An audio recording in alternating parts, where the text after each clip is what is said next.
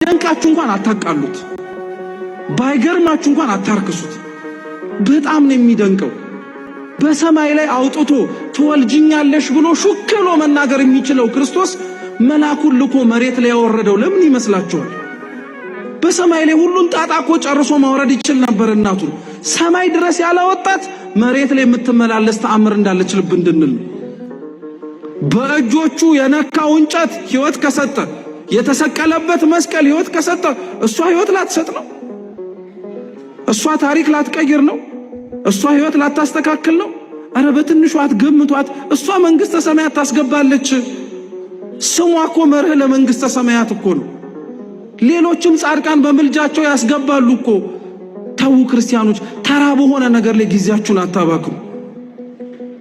እውነት የቤተ ክርስቲያናችንን ንጹህ የሆነውን ትምህርት ቁጭ ብለን እንስማ በዚህም በዛም በሚያወላግደው ነገር ላይ ጊዜያችሁን አታባክኑ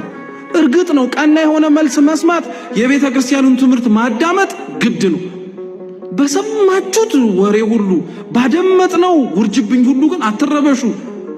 እንዴ ስለሷ ተአምር ለማወቅና እሷና አንተን በመልጃዋ እንዳዳናችሁ እኮ ለማወቅ ተአምረ ማርያም ተገልጦ እኮ መነበብ አይጠበቅበትም እናንተ ራሳችሁ እኮ ያልተገለጣችሁና ያልተነበባችሁ የሷ ተአምር የተጻፈባችሁ ገጾች ናቸው